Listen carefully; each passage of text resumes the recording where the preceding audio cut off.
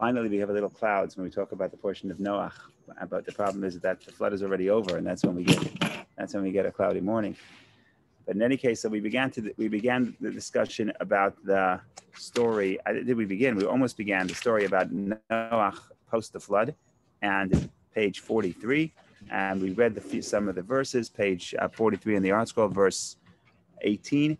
And of course, he leaves the flood, Noach, with his three sons. Again, we emphasize all three sons, and it begins to describe how he gets involved in planting, in agriculture, and of course, he needs a good l'chaim. So the first thing he plants is wine, and obviously very negative consequences. He gets drunk, and he rolls. Vayitgal could be roll, it could be revealed. He's revealed in his tent, which means he's naked. Cham, his grandson, Cham, his son, the father of Canaan, sees his father's nakedness. He calls to his two brothers. The two brothers come. They cover their father's nakedness, and Noach wakes up, and he knows what his two sons, what his small son did to him, and then he gives a curse to the other to Cham, the youngest son, and then he gives a blessing, two different blessings for Shem and Yafet, the two older sons. And this begins and that's sort of an episode. And from here we go to the division of nations after the flood, and then we have a whole list of nations of how they divide. It's also the division of nations is also alluded to in verse 19, sort of in the beginning of the story. So in some sense, it's possible that what this story is telling you is, if you want to understand how the cultures divide, you have to think about the nature and the character of the three sons. Because at the end of the day, all 70 nations are an expression of these three sons, right? So that's why it's sandwiched between the story. This story is sandwiched between the idea of being scattered through the earth. If you look at verse 19, even before the story, it says, these three were the sons of Noach, and from these the whole world was spread out, right? So the beginning of the repopulation of the earth. And then we go to the story of the planting of Noach planting the vine, and then you go to right after that, chapter 10, and these are the descendants of on page 45, chapter 10, verse 1. These are the descendants of the sons of Noach. Shem, Cham, and Yafet. Sons were born to them after the flood, etc., etc. We get 2 pages of just lists of 70 nations, right? So you're going to say, well, that's a different chapter. Well, I'm going to say, well, the chapters are not the Jewish division, right? The chapters are not a Jewish invention. So the point here is, from the Torah story, it's one long story, right? From the beginning, from verse 18 from chapter 9, verse 18 until chapter 10, verse 15 is all one long paragraph. Right? All I'm trying to say is we want to look at the story not as a single episode. We want to look at the story as a story that also ultimately has ramifications and reverberates throughout history and throughout the different cultures that are going to be divided ultimately into the three sons of Noach, Shem, Cham, and Yafet. And that's why we reiterate the three sons of Cham, the three sons of Shem, to highlight that it all descends from those three children. So as we said, we have to figure out what those children are and what they represent. But we first have to read the actual story.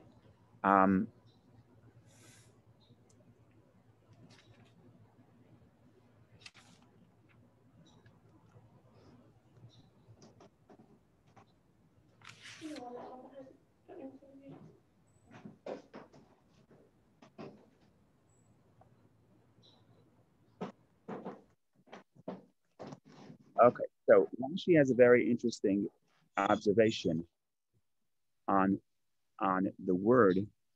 He was revealed within his tents, right? So I'm looking at chapter 9, verse 22. I'm going to go back to earlier. I just want to start verse 21. So he drank of the wine and became drunk, and he uncovered himself within his tents. Vayitgal b'toch ohalo.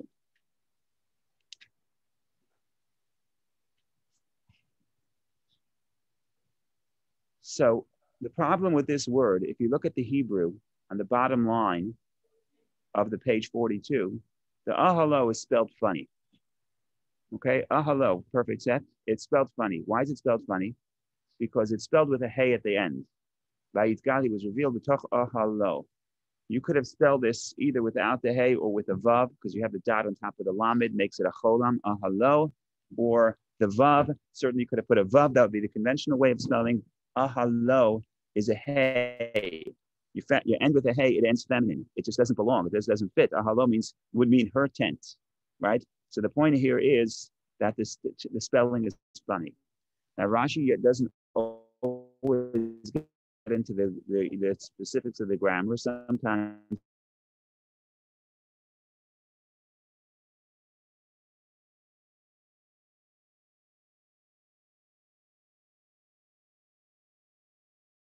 he does. And he said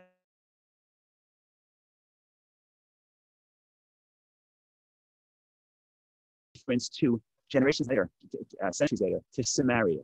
Samaria is a verse from Amos 6:6, where talks about how they drank wine there, it symbolized their moral downfall. That all they cared about was pleasure. They weren't worrying about morality. And not only were they not worrying about morality, they were not worrying about the political changes in the region that were going to threaten them. They were oblivious by the intoxication of being involved in pleasures, as was symbolized by the wine. And Rashi says that the capital of Shomron is called Ahalo. That's one of the names of Samaria. You see this on the Lamentations that we read, on the keynote that we read on Yom Kippur, on Tisha B'Av. We just read it. I forgot when Tisha B'Av was. I think a week ago. Was it 1 week ago or 2 weeks ago? 1 week ago, last Sunday. So there's different poems about the Lamentations, and one of them is a conversation between Jerusalem and Ahalivama, the capital of Samaria. It's not a name. It's a sort of a title. And they're sort of discussing and asking which one had it worse, whose destruction was worse. And it goes back and forth. So that's just one place where that name is used for Samaria. So that's what Rashi says. Rashi says right over here, when a verse says he revealed himself within his tent, it's a reference. Why the extra hey? It's a reference to centuries later that the downfall of not just Noach had a moral downfall here, but also the descendants of Shem, the Jewish people, the 10 tribes, also the wine was their downfall. That's what Rashi says. Now, I'm just thinking about it. Why is it so important to know? Why do we have to know right here in Genesis? Does God already writing the Torah have to put in a reference that will remind you centuries later? So you could say, well, it's here to tell you. But so one way to think about it, from my perspective at least, is that you read the story and you want to know, is this story a problem? Did what Noach do, was it wrong, was it good, or was it bad? Because the verse tells the story and the verse is neutral. The verse doesn't say if it was good. It doesn't say if it was a good deed. It says his son did something wrong. He cursed his son. But what about the act of planting wine? Was that positive or negative? So is there a reference in the story that would allude to the Torah trying to hint whether or not it's positive or negative? It's very interesting when you read the Torah. The Torah almost never, when it comes to the episodes, the Torah almost never tells you what conclusion explicitly. Torah almost doesn't tell you explicitly what conclusion to draw.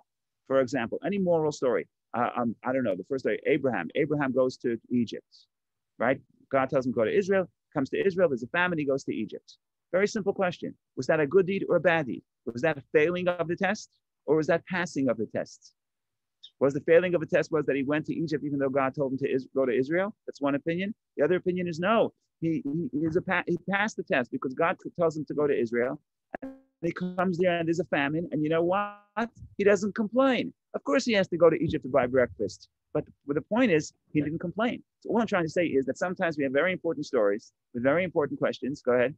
Well, here, the English is the debate. I know the man of New York debates. That right. So I want to go back to that. That's why I said I'm going to start from 20 and go backward, because in the Hebrew that word is much more neutral. That English translation is taking one meaning of the word based on Rashi. But I mentioned last week, even Rashi, even the English translation, I think you know English better than I will, so I'll put it out to you and you'll tell me if you think what I think, which is that the English is taking it even further than Rashi. But we'll get to that in a second. So the bottom line is, because of what Warren just said, that the word itself, vayachel, is neutral. So I don't know if it's good or bad. So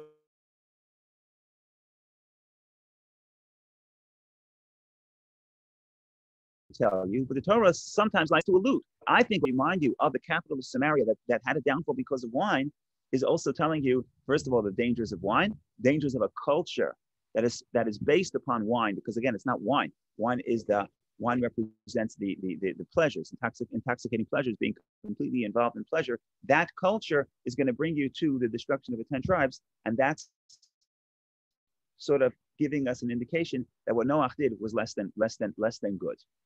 Now let's go backward one word. Let's go to Warren's verse, verse 20. Vayachal Noach. Noach, the man of the earth, debased himself. Okay, what is the word? So if you look at the Hebrew, it's two lines from the bottom. Third word on page 42, right? Kol haaretz vayachel. Vayachel. What's vayachel? What's the root? One possibility for vayachel is the root is lehatchil, hatchala, begin. There's nothing wrong with that. Biblical, perfectly fine biblical Hebrew word. Lehatchil, he began. So Noach began. He began the process. He began the process of agriculture by planting the vine. That wouldn't be anything bad. Rashi says, the word vayachel also comes from the word what? Chulin. What does chulin mean? Chol. What does chol mean? Chol means not holy, but not the opposite of holy, mundane. Right? I mentioned last week that you have during the week, you have what they call Shabbat, which is the day of rest. And then the 6 days of the week are called Yemot HaChol, the days of just the regular days, mundane days. They're not holy, they're mundane. But mundane is not necessarily negative. Rashi says, Asa atzmo chulin. Rashi says, he made himself mundane. What does that mean? He should have started with planting of another species. Rashi puts the medrash. Okay, so it wasn't holy, it was mundane. I think the English takes it to the next step. The English says debased. I think debased to me sounds even worse than just mundane, because mundane is not negative, right? You don't say we have the Shabbat and the 6 debased days, right? Nothing wrong with the 6 days of the week. In fact, it's neutral. It's not holy. It's not holy, right? So the point here is that Rashi certainly quotes the Medrash saying that this is less than perfect. I'm not going to say debased, but it's certainly less than perfect. He made himself mundane. What verse is this? What verse is that? That is, I think that's what you asked, but it's verse 21. It's verse 20. Thank you. Chapter 9, verse 20. Vayachel Noach. Noach, the man of earth, debased himself. But the verse says Vayachel. It could mean he began, and it could mean he made himself chol. He made himself mundane by planting the vine, because he should have started with something else. Okay. But he was in a lot of. He was very He was in a lot of pain and a lot of trauma. The question is, that has to be understood. Yeah, if you want to write a defense for him, absolutely. The question is, what's the solution? Should he gone to the therapist, or should he gone to the wine, or maybe the work of agriculture would have been therapeutic, right? So he should have begun. We're not saying he should have said. He should have gone to the field and worked. He should have found a positive expression for his pain and trauma. And rebuilding, right? The act of rebuilding would have brought healing. Yeah, the thing was the planting that was the problem. It was the drinking that was the.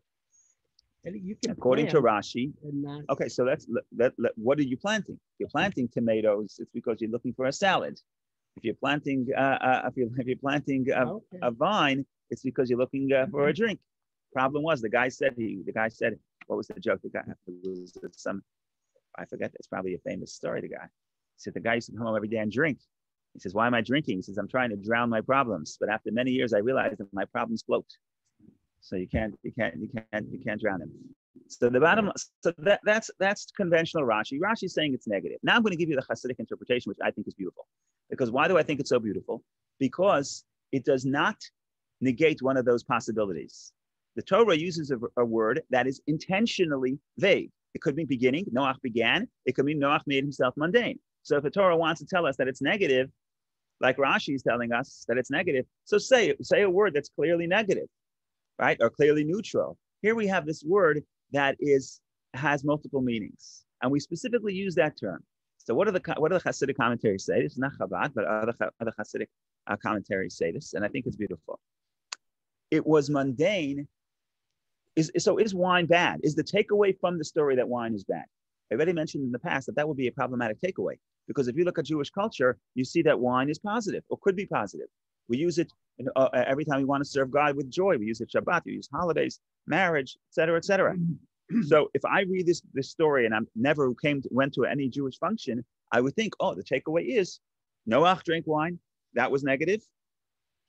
Samaria drank wine. They also got destroyed. So takeaway is never touch wine. But Jewish culture, we know that's not the case. The sages institute that we actually bless the wine. So what's happening here? So the Hasidic interpretation is beautiful, and because it incorporates both interpretations. It says the problem with Noach, the reason why it was mundane, because he began with wine. In other words, you can have wine, but you can't begin with wine, right? It's like when a child comes home and says, I want dessert. You get dessert. If you eat your chicken, you get dessert. If you want to start with the dessert, that is a problem. It's a problem because it's not going to destroy your appetite. But spiritually, the question is the wine, is the pleasure, is it a means for an end? Is it something, is that the goal, or is that the culmination? Mm-hmm. And that's the difference according to the Hasidic commentary. So now let's read it. We'll explain it in a minute, but let's just read the verse. Vayachel Noach. What does Vayachel mean? Does it mean he began, or does it mean that he engaged in something mundane? The answer is both. He planted a salad, vegetables for a salad, or fruit salad, and then planted the vine, then it would not be chol, then it would not be mundane, then it would be holy. So that's how the Hasidic commentators read it. They use it both together. Both terms are true, and both terms are true simultaneously. It's not one interpretation or the other. Because he began with the wine, that's why it was mundane. In terms of the product itself.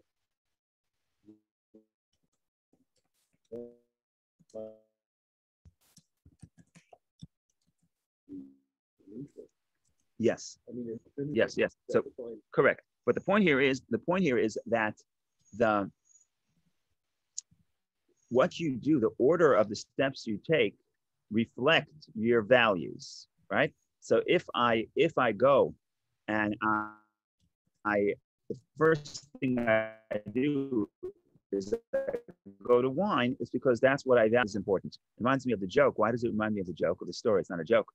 Why does it remind me? I forget the story. But yesterday I thought about the story because it was a sad story, a sad joke. The story is that the Jew is riding on the sea, the open sea and the open ocean, and he's got all his merchandise. He's coming back from a business trip from the east, and he's got a ship full of merchandise. And the problem is that they run into a storm, and it becomes a storm, and it's stormy and it's dangerous, and the ship is about to turn over. So the captain says, we have no choice. We have to unburden the load of the ship. We have to throw the merchandise overboard. And the guy says, sure, no problem. I'm going to start. He runs. The first thing he does, he takes his tefillin and throws it overboard, right? Because he wants to lower the burden. And the point here is that the action, okay, if you have to, God forbid, throw your tefillin to save your life, you can. But the joke was that his values was that the tefillin was less important than everything else. So everything else he left on, even though obviously that was weighed more. And the tefillin you throw off. What am I trying to say? I'm trying to say is that the order in which you do something is telling about your intention. So of course it's neutral. And that's what I'm saying. The fact that I say that it could have been holy had he done it in the proper context represents the fact that it's neutral. What was the problem? The problem is that he gravitated to that first. And they say, and what the Hasidic commentators are saying, each one says it in their own words, is either he should have engaged first in something more constructive than pleasure, right? If I seek pleasure is the icing on the cake. If I seek pleasure, it's supposed to be in the context of that follows something that is more constructive. Or they say simply he should have started with spiritual pleasure and then physical pleasure. Go ahead. This is a question, but why the assumption reading the text, at least in English, doesn't really make it clear that the first thing Noah did. What is it here? Oh, because himself. But that's not the word. That's not the word. That's, like I said, the more conventional interpretation is Noach began. Noach, the man of the earth, began and planted a vine. So it's telling you the first thing he did, he could have came to his field. He could have planted anything else. So that's that one word that could be either mundane/debased, or began. So we should take this as a strict analogy. Correct. And it's not so important. Maybe he planted. Look, what did he eat for those 2 weeks? Maybe he did plant bread. That's not the point. The point here is the Torah. The story is emphasizing. Right? The Torah says he began. Make no mistake, this wasn't something he did after he bought this bagel. He also went to the ice cream store. No, he began by going to the ice cream store. Nothing against ice cream. I'm saying the point is the wine to him was so important, so significant that was the beginning. And again, I think the beauty of the Hasidic commentary is that it incorporates both possible interpretations and explains, therefore, something that always bothers us.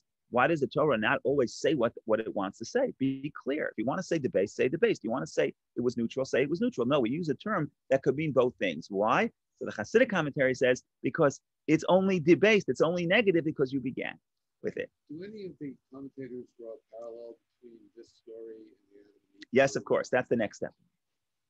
That's, of course, the next step. First of all, not so much because the Adam and Eve, that's the next step. Yeah.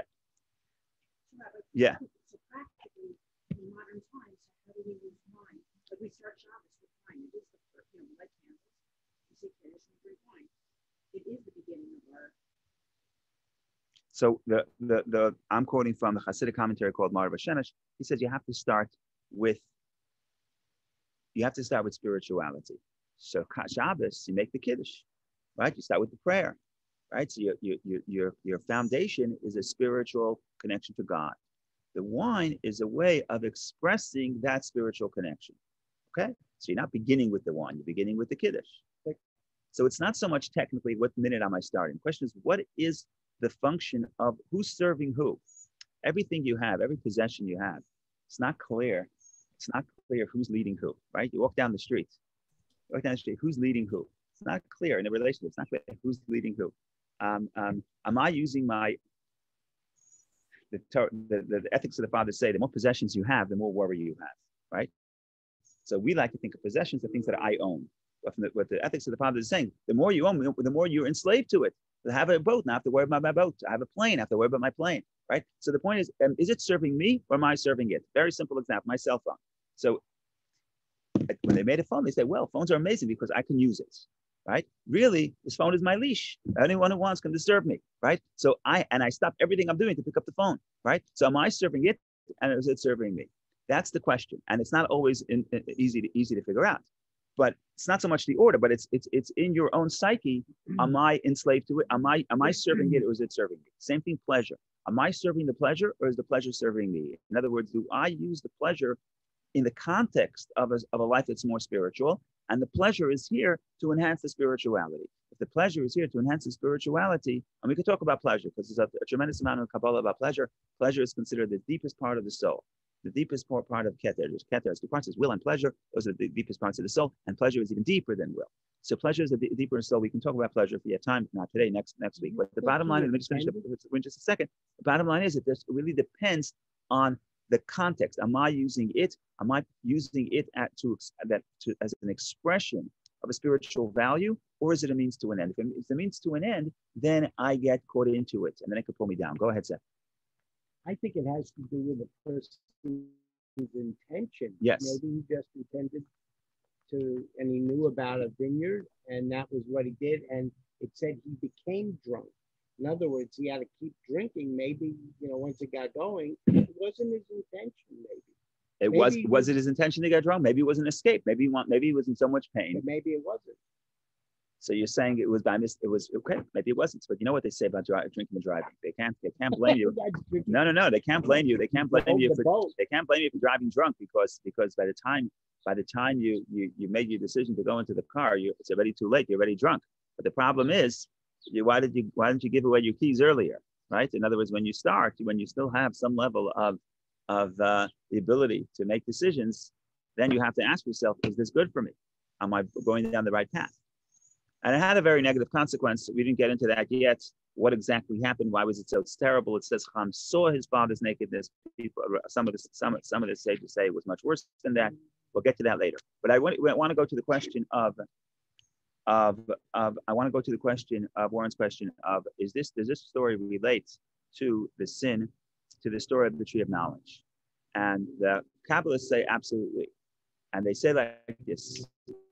And this is from the perspective of the Kabbalah. He was specifically trying to get drunk, but he was trying to do it for a holy purpose. according to this interpretation. How so? So what's the key what's the word that gives it away? So he was revealed within his tent. Okay, so now what happens? What happens? He's without clothing. Okay, so he's trying to revert back, say the Kabbalists, to the state of Adam and Eve before the sin. Right? Before the sin, man and his wife were naked and were not ashamed. So he says, look, now you can't do it, you'll be ashamed. So if you drink enough, you won't be ashamed. So he drinks enough, and then he goes back in the tent, and he hopes that this, from the Kabbalistic perspective, which again looks everything within the positive light, and is trying to see the positive with the Noach, and say he's trying to get to a holy state, a state of Garden of Eden, but it doesn't work. Doesn't work. So we have to now analyze. We have to analyze what he was trying to do, and the point is, what he was trying to do was good. The way he chose to do it was wrong. So we want to figure out what was he trying to do, and why it failed, and what the proper way to do it is. And this is often based on the Zohar. So the Hasidic commentary explains it, but it's based on the Zohar. The Zohar says, Chava, Eve, came into this world and tries to achieve joy. Didn't work because the snake got involved and the snake put in the negativity. Noach tries to achieve joy. He gets drunk. Doesn't work. So who comes to correct it? Ultimately, the Zohar says it's Sarah. Now, the Zohar doesn't say this, but I think that this is what the Zohar, I think that if we see a reference in the Torah that Sarah achieves joy, when she gives birth to Isaac, what does it say? God made joy for me. And she names him laughter. She names him joy. She says, God made me joyful. So according to the Zohar, there's one story. Everybody is trying to achieve the same thing. Everybody is trying to achieve joy. And Eve tries to achieve joy through consuming the fruit of the tree of knowledge. Noach tries to achieve joy through getting drunk and going backward, and that doesn't work either. Going backward, I mean, to the state of before the flood, before the sin of the Garden of Eden, and that doesn't work. And if you really want to know how to be joyous, then you have to go to Sarah, and you have to figure out what she did and how she did it, and how that differed from Eve and Noach. And of course, according to the Zohar, according to the Kabbalah, it's that Sarah elevates that quest. In other words, that desire for joy in Chava led to negativity, in Noach led to negativity. Sarah teaches us how to elevate that, and ultimately that brings tikkun, that brings correction to the souls of Eve and Noach as well. Go ahead, Jill. Does this sort of reminds me of the use of psychedelics today? This seems this is Noah's version of whatever the devices are that we use instead of spirituality. Right. So it's some sort of escape. Correct. I would agree with that. Well, it's not an escape necessarily. It can be an escape, but it's also an attempt to transcend the state you're in. Yes, he tries to transcend it. Well, the question is that the right way to transcend? That's what we want to discuss. But also, it's we know now that it has to be used under certain circumstances and surrounded by certain things. Correct. To be used properly. Agreed. But that's a technical thing. You have to make sure that you don't have the keys next to you when you're driving. But what's at the soul? The Zohar is trying to ask, what's at the soul? What does Noach want? And how does he try to get it? And why does it not work? Go ahead. Is it possible he knew his son Canaan before all this was not such a hot guy for him? And so he wanted to test this whole thing out. And it says here, he knew it could be. He could, and maybe he wanted to really. It could be. Because it could be. Who ended up at the vineyard? Doesn't say. They fought. Doesn't say. They all took a drink. No, it doesn't say. Okay, so let's do this quickly because once we go to the Garden of Eden, we could be here for 2 weeks. We don't want to do that. We want to go in and out. Let's think about the Garden of Eden. What's the Garden of Eden? Adam and Eve, according to the Kabbalah, it's that they don't have, before they consume the fruit of the tree of knowledge, they don't have knowledge. Okay, what is knowledge? It's not that they don't have wisdom. It's not they don't have understanding. They don't have knowledge. Knowledge means the sense. We did a class on this in Amy's house and in other places. Knowledge means the sense of subjectivity, feeling of self. What does this mean for me? Is the objective mind that they had, right? They were very good. They had the objective. They had the ability to understand truth. They had the ability to understand right from wrong. That's not right from wrong. They had the ability to try to understand truth and falsehood, like Maimonides says. They had objective understanding. The problem is that if you did not consume the fruit of the tree of knowledge, We had no knowledge from the perspective of the Kabbalah. Knowledge means feeling. That intimate feeling when you know something, you feel connected to it. In other words, they had no sense of feeling this subjective perspective. So you ask them, is broccoli good?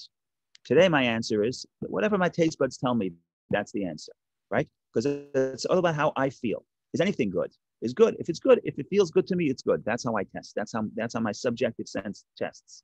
Objectively, the answer is it good. I'm not. It has nothing to do with me. Whatever the science says, if it's good, it's good. If it's not good, it's not good. Philosophy, science, philosophy, morality, it doesn't matter. But right now, I have this mix because now I have confusion because now I have my subjective, my objective mind will tell me one thing. My subjective perspective tells me something else. Before they had a sense of self, they had no problem, and therefore nakedness is not a problem because nakedness is only a problem when it introduces the subject itself. Objectively, is this a problem? Procreation, is it a problem? No, it's very good. It's very good. It allows the species to continue. So the subjective perspective confuses it, makes it complicated because then people have their own ego involved, and my own ego could take advantage of your ego. Then it gets very complicated. Only once you introduce the subjective, but in the objective, there's no problem. What does Eve want? Eve wants joy. Could you be joyous if you don't sense the self? Could I be happy if it's not about me? Eve says no. So the snake comes to Eve and says, look, I have a deal for you. You eat this fruit of the tree of knowledge. And you know what happens? You're going to feel yourself. She says, wonderful. Because if I feel myself, now I can seek happiness, right? It's in the Declaration of Independence, I think it is. All right, we have the right to pursue happiness. So that's what she says. The snake comes to her and says, you have the right. Now you're in a state. You're totally involved in the spiritual realm. You're totally what Hasidus would call batel. You have no sense of self. You're just subjugated to the will of God and to the perspective of God. Forget about the spirituality for a second. Focus on the subjective. You eat this, you focus on the subjective. You will have pleasure. Then you could figure out, I want joy. And then you can figure out how I could achieve the joy. And that's what she does. Does it work? No, it doesn't work. Go ahead. Wouldn't being completely a conduit of godliness? Not necessarily. It depends what you mean by joy. It depends what you mean by joy. Now, if I tell you, that's the answer. That's Sarah's answer. We'll get to that at the end. But if I tell you, you have a very important mission in life. You're going to be dedicated to the mission. You're going to do everything for this purpose. You're going to be totally devoted. You're going to ask yourself, does that make me happy? And remember, now you could say, well, does it make me happy or not? But before you have the sense of subjective self, you don't even know if it's going to make you happy. So you have to taste it. You have to say, I want to know. This is wonderful. God is wonderful. But I want to know what God means for me. I want to put myself in the center. I want to know, how do I feel about it? Now, before you had that experience, it wasn't about you. You didn't really matter. Not because, yes, you were overwhelmed by this overwhelming experience, but you never came home to analyze it and say, okay, so how does this make me feel? And even in everybody's experience, when you're very involved in anything, in reading a book, in pleasure, in sports, whatever, or work, the ultimate, in other words, when you get really involved, you forget about yourself. It happens to be a pleasurable experience, as we will discuss. But when you're in the moment, you don't feel pleasure. You don't feel anything. You feel the project, you feel the sport, you feel the game, you feel the focus. You don't feel the self, right? So, but now, is that pleasure? Well, I don't know. Maybe yeah, maybe no. But if that's all I had, then you understand why the snake can show up and say, I'm going to pitch you a new type of pleasure, an altogether new type of pleasure. Here, you're going to start feeling yourself. Then some days you'll have a good day, some days you'll have a bad day, but at least it's you. At least you could figure out, what does this mean for me? Where am I in the picture? So that is that's a very seductive argument, and that's why it worked. And according to Maimonides says that's a tree of knowledge of good and evil. And Maimonides says that before the tree of knowledge, they had truth and falsehood. Truth and falsehood is objective terms. Good and evil, according to Maimonides, is subjective terms, at least in that context of that story.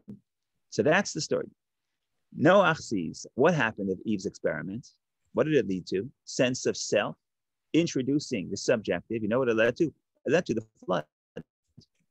Because ultimately people want to serve themselves. So ultimately they start taking from other people. And that's the root of Hamas, right? The reason why the God destroys the world, the verse says, Malaha Aretz Hamas, the earth was full with robbery. What's robbery mean? Robbery means I put myself first. So it's your possession. So you worked for it. But I want to know what's good for me. What's good for me is to take your possessions. So Noach looks at this experiment and says, this experiment of Eve was a colossal failure, because it leads us not to joy. Sense of self, introducing the sense of self doesn't lead us to joy. It leads us to terrible things. It leads us to jealousy. It leads us to theft. And ultimately, it leads to the destruction of the universe. So Noach says, we need to go back and forget about the self. So what does he do? Well, you do what a lot of people try to do. You do what the wine does. When you drink wine, you don't focus on self as much, at least in the beginning, and you forget about the self because you're sort of your judgment and you focus on self becomes intoxicated.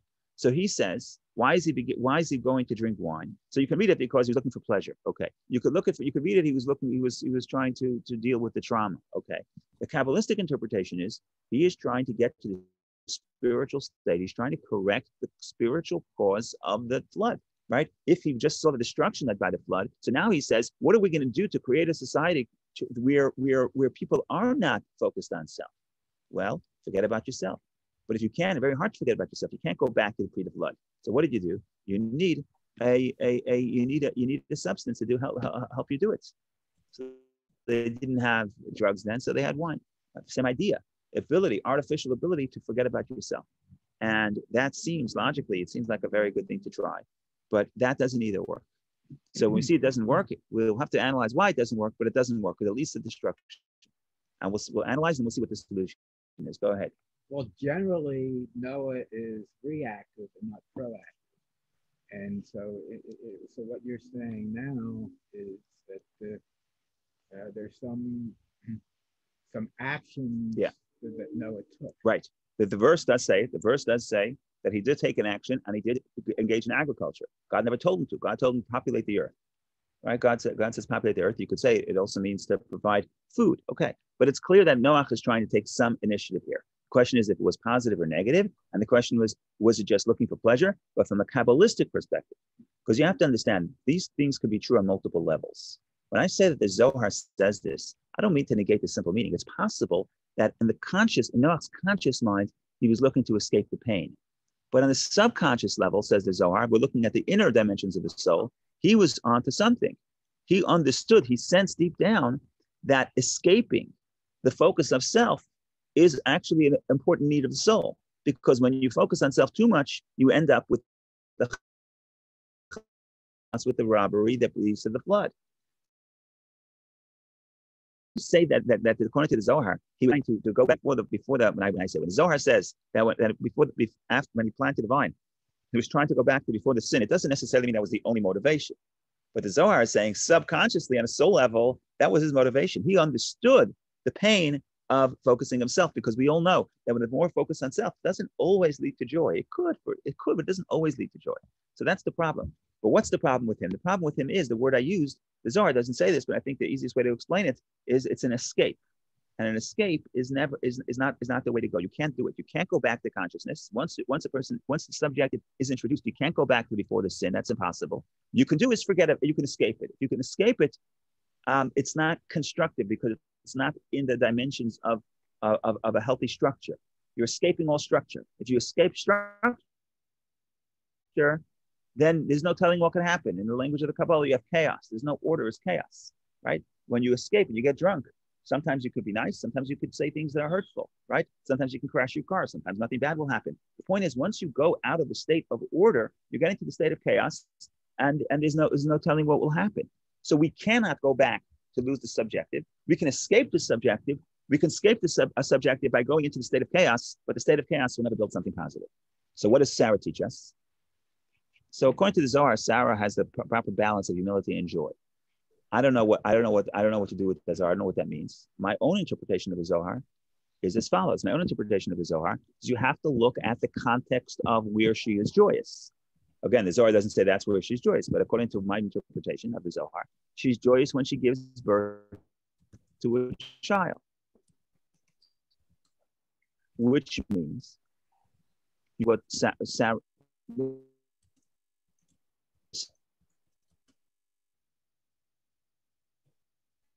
Sarah realizes that something Noah doesn't need. If you don't want to feel the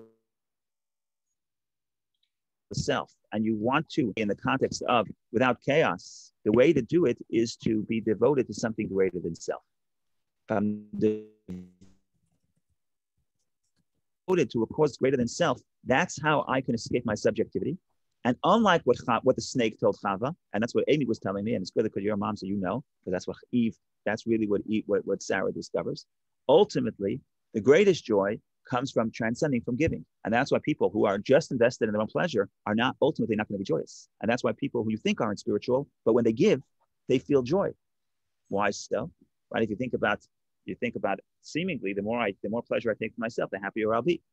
And at some point, everybody's going to realize that the greatest joy you have in your life is when you can give back, when you can share, when you could give. Why? Because then you're transcending self. But transcendence. So Jill was right. Noach wants to transcend, but he doesn't transcend in the proper way. He transcends the way I like to think about it. He wants to escape. Transcendence is positive experience. Noach is running away, but he's not devoting to something constructive. Sarah says, "You want to be joyous? Have a child." I don't mean have a child physically. I mean be devoted to something, to a cause, to an experience greater than self. And that's when she gets to where Noach wanted to get. That's how you escape the subjectivity. Because at the end of the day, we need pleasure, because pleasure is important. We can talk about pleasure in a minute, why pleasure is so important. But the human soul will never be happy if it's just locked in its own dimension, because spirituality is infinite. If I'm locked into my perspective or my experience, I'm limited. So my soul is trapped in my body. But the soul needs oxygen. And the oxygen is to connect to something greater than self, because that's how it escapes the trappings of self. That thing could be God. It could be another person. And I connect to another person. For the soul, it's being let out of prison. Because for the soul, any limitation is a prison, because it is infinite. So if I escape my perspective and I share with you, now we connect. That's liberating for my soul. So everybody has that need within themselves. The question is, am I suppressing it? But eventually it's going to come out. Eventually, just pampering myself with pleasure is not going to get me joy. I'm going to have to give. I'm going to have to transcend if I'm ever going to be happy. Pleasure is different than happiness, but that's another story. So that is what going back to Warren's question, that is exactly what the Zohar says, that he is trying to go back, trying to escape subjectivity. We understand why he's doing it, because he realized that if everybody walks around, if we have 7 billion people on the planet, each person walking around thinking just about themselves, there's cause for, there could be clashes. There could be ultimately robbery, and that could lead to immorality unless people learn how to escape the self. The problem is he didn't have a positive avenue of how to escape the self. He didn't teach how to transcend in a productive way. But he was reaching that same joy that Eve didn't know she had. Because Amy wanted to know that Eve had that joy. Of course you have the joy, but ultimately, if you're always in that state of not feeling self, you don't even realize you have the joy. We, in some sense, have an advantage. The fact that we run to the ship, we run and return. We go back and forth between the state of subjectivity and transcending. We can sense that pleasure in some sense more than Eve, because Eve was totally in that state, totally in the state of transcendence. So she didn't feel joy. So she wanted to feel the joy. To feel joy is dangerous because you introduce the subjective. If you introduce the subjective, you may end up with the flood. So what do you have to do? You have to not escape the sense of self, the feeling, but you have to transcend it. And that's what Sarah teaches. So that's basically, I think this is brilliant because it covers many of the stories of Genesis, but then it explains that the people are not just looking for a technical thing of what am I going to eat for lunch? Is it going to be a vegetable or is it going to be a wine? But it's when he was seeking wine, he was really thinking about sort of deep questions about what is it within the human soul that leads to joy or that leads to robbery or that leads to the destruction of the world. And he tries to heal it in his own way. It happens to be that it's that the way he feels it is not the way he tries to heal it is not constructive. Yeah. Like the way the world is now, you try to follow what Hashem's telling you to do. So that's the transcendence. You're trying to do the objective, truthful right thing to do. But then you're constantly being pulled back by our subjective truth telling us we want something that's not Hashem's will. Right. And so we end up with this state of, so I guess when we do what Hashem wants, we feel good that we've done the right thing. Sometimes. We're constantly pulled back by the temptations and desires to waste time, to do things that are wrong. Yes. So I'm not saying that our life right now, the totality of our life is joyous, right? The totality of life after the tree of knowledge is a mix of good and bad. That's part of the experience. But in some sense, if you really think about it and say, what is the moment of deep joy? Not necessarily deep pleasure. What's the moment of deep joy? the deepest moments of joy for a human being is transcendence. Now, it doesn't have to be without pleasure. I want to talk about pleasure in a minute. I want to talk about pleasure because it's important. It doesn't mean I cannot enjoy the wine. The question is, what is the service of the wine? Is the service of the wine just to serve me pleasure? It's not going to make me happy. In fact, it's going to make me more depressed. I don't mean wine, any experience. What do people like to do? I don't know. You're going on vacation, you're lying on the beach. Is this going to make me happy? Well, it depends. If it's just pleasure, it's not going to make you happy. You know why? Because maybe at this moment it will, but tomorrow I have to go back to work. Now I'm more depressed because now I'm farther away from my vacation, right? So I work all your plan for my vacation in August. Okay. So now the day after I come back from I'm on the flight back from my vacation, I am 350 days away from my vacation. So now I'm more depressed. So the vacation is supposed to bring me pleasure, but it turns out that it makes me more depressed. So the solution is take a vacation every day. Some people, if you can get that job, do it. But the point here is it's not going to work. Just feeding pleasure doesn't work. But transcendence will work. So now the question is, if your pleasure is a tool for transcendence, now we're talking. Because then you're using the wine for experience of transcendence. So let's take a simple example. I'm going on vacation. What's the purpose of my vacation? Now what do I do on vacation? So if I go on vacation and I use it to connect to something outside of me, it could be another person, or it could be now I can clear my mind. So now I can think about spirituality or God, or even simply as connecting to somebody else. Then the pleasure, then when I leave, when I come back on the way home, I'm not depressed because the bond, the spiritual bond that was created, that is the joy, and that is that was highlighted, and that brings me joy, and that is not going to be, and the pleasure is not distracting to that. The pleasure brings that out, right? I like to say two people could be sitting in the restaurant. They both order, four people, two couples could be sitting in the restaurant.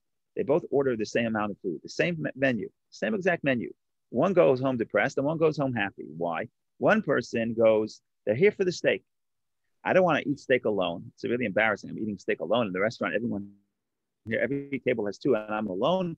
So I say, do me a favor, come with me to the restaurant so you could sit across from me, so you could eat.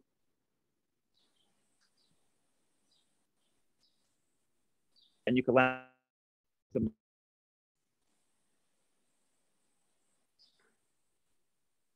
Happy, right? I'm here. I want to connect to you. So the way we're going to connect is over steak. I'll be happy. You're going to have pleasure. Now, this is a pleasurable experience. Back to Amy's question. Of course, this world is temptation, and this world is distraction, and this world is always pulling me between destructive pleasures and constructive pleasures. And it takes a lot of discipline not to seek pleasure in a destructive setting, but only in a setting. And now it's very, very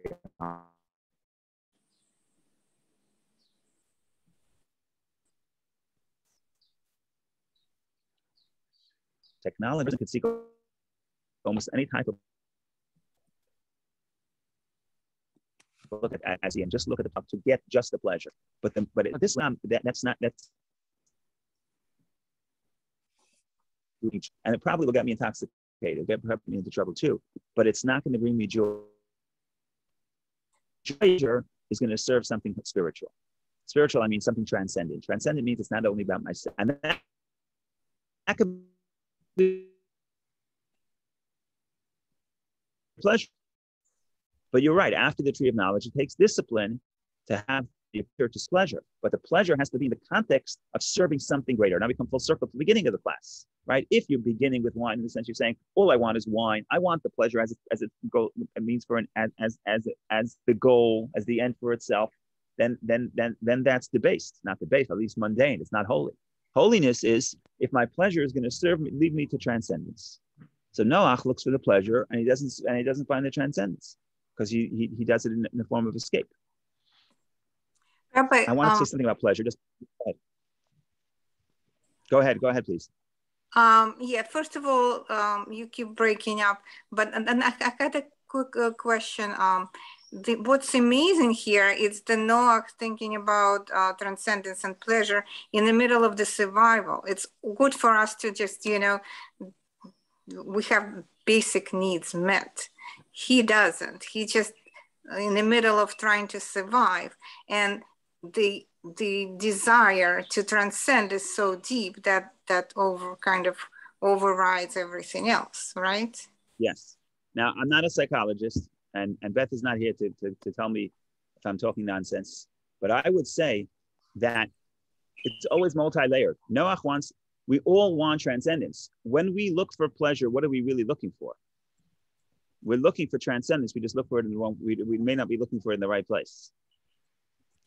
So we're always like Noach. We're always looking, right? We're looking for something. We want pleasure. What do we want pleasure? We ultimately, what the soul wants transcendence. We don't always know how to work it. Go ahead. I think you just have to look at what you do and not worry about whether you're going to have pleasure or not pleasure. You do the thing that you think is the right thing to do. The pleasure is the result, or the pain is the result of what you do. Yes, that's the truth. The truth is that if you think about the pleasure, you're wrapped up in yourself. Correct. So that's the paradox of joy. Certainly joy. Pleasure is certainly joy. Whatever. That the more focused I am on enjoying myself, the more focused I am on being happy, chances are I won't be that happy. Right? The less you think about stuff, the more happy you are. That's the paradox here for a second. Okay, there's a lot to say here, but I want to take the last 3 minutes and talk about joy for a second from the perspective of the Kabbalah. I think this is a deep concept. So the Kabbalah says the deepest sphera, the deepest part of the human soul is joy.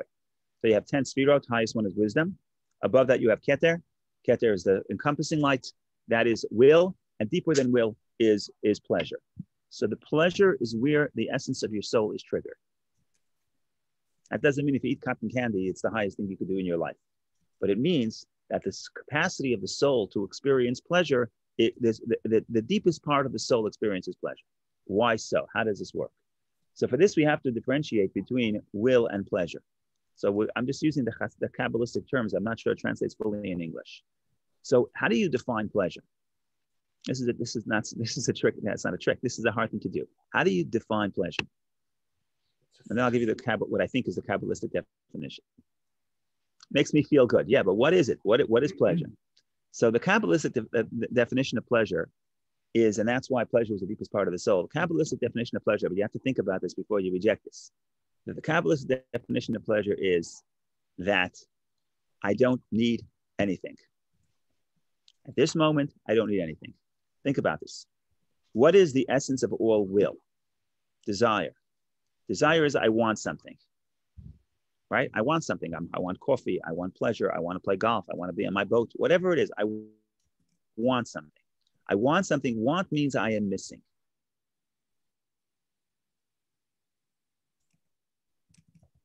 I'm missing. Even in English, want could be missing. Something outside of me.